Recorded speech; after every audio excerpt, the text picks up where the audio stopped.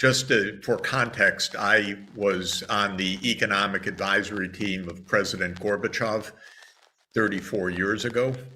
I was an advisor to President Yeltsin 31 years ago. I was an advisor to Ukraine's President Kuchma 30 years ago. I was an advisor to President Yushchenko about 27 years ago. I know this story from the beginning. This is a story about NATO expansion. And this is a story that you will not read in the mainstream media. This is a story that the US government works overtime to hide and to dissemble. And this is most unfortunate. Most governments don't tell the truth about anything anymore, but I wait for the United States to tell the truth about anything anymore, because I do not believe anything that comes out of Washington these days about this war and much else, unfortunately. Sad to say, this is a war that could readily have been avoided at so many times, because first the Soviet Union and then leaders of Russia said over and over again, do not expand NATO to Ukraine. Is this such a hard concept to grasp?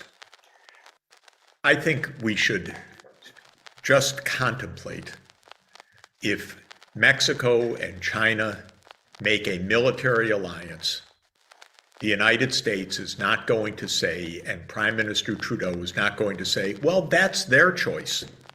It's an open door. They can do what they want. That's pretense or arrogance. I don't know which for sure. But the United States has said, we don't care what Russia says about what we do. And it is formal NATO policy, stated repeatedly.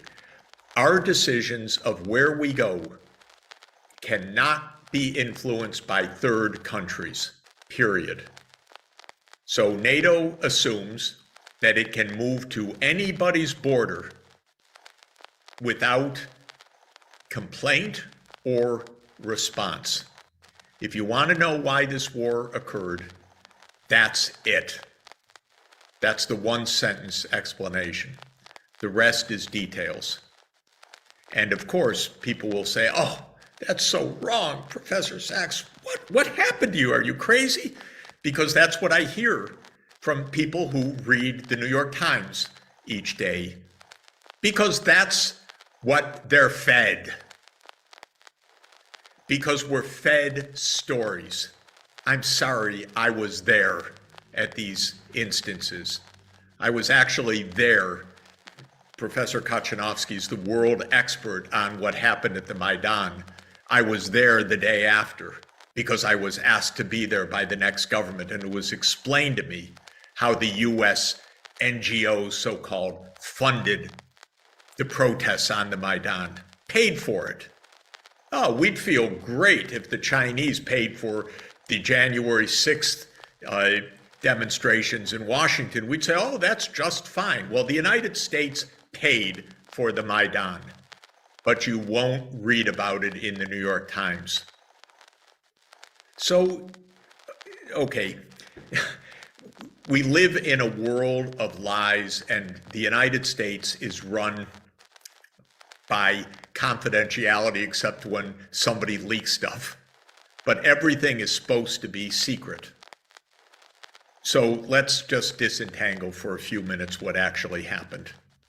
What actually happened is that starting in 1989 and 1990, the United States and Germany repeatedly, explicitly represented to Gorbachev that NATO will not move 1 inch eastward towards the Soviet Union if the Soviet Union disbands the Warsaw Pact.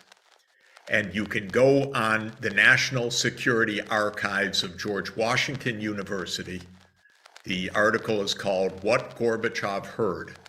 And just look at it online. You'll find about 30 archival documents that tell the truth. So the US promised no NATO enlargement. And you know what? I'll tell you a secret among the 427 of us. The United States lied. Because already starting in 1992, there were full plans for NATO enlargement, including, by the way, Ukraine as early as 1992. I recently spoke with a leading historian who's working through archival materials. He explained to me Ukraine was on the list already in 1992. Because the US is arrogant. I'm sorry to tell you another secret, if we can just keep it among ourselves. The US believes it runs the world. It's the sole superpower. And it can do what it wants. And because of American values, we can do whatever we want. Whether it's subversive operations, overthrowing governments, launching wars on false pretenses, bombing Belgrade, bombing Libya, doesn't matter. But don't expect to get the straight story, because you won't. Starting in the mid-1990s, there was already a detailed account of what the timeline would be.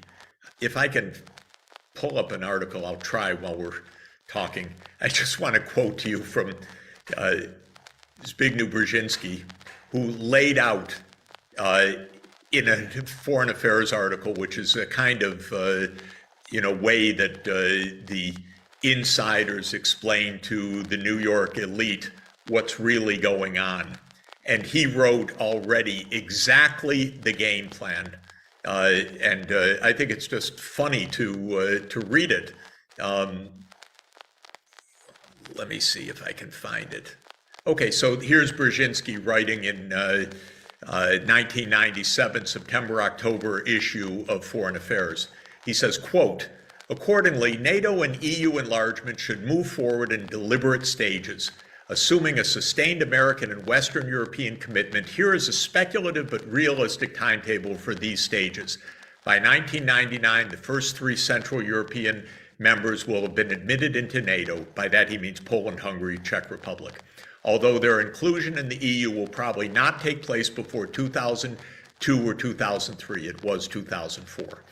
By 2003, the EU is likely to have initiated accession talks with all 3 Baltic republics. And NATO will likewise have moved forward on their membership as well as that of Romania and Bulgaria, with their accession likely to be completed before 2005. Check the box. Between 2005 and 2010, Ukraine, provided it has made significant domestic reforms and has become identified as Central European country, should also be ready for initial negotiations with the EU and NATO. It happened in 2008. In other words, Brzezinski's not speculating. Brzezinski's telling you the plan, and he's laying out what is going to happen. Well, this plan did not sit well with the Russians. They said, no, do not move NATO to our nearly 2,000-kilometer border with Ukraine. Do not do it. The United States is deaf. So first came the first 3 expansions, and then, as you heard, there were 7 under George W. Bush, Lithuania, Latvia, Estonia, Slovakia, Slovenia, Bulgaria, and Romania. Then in 2008, okay, drum roll, the U.S. insists that Ukraine and Georgia will be members. And if you look at a map, all they're doing is playing out Brzezinski's plan to surround Russia in the Black Sea. Because with Ukraine and Georgia, you have Ukraine, Romania, Bulgaria, Turkey, and Georgia completely surrounding Russia in the Black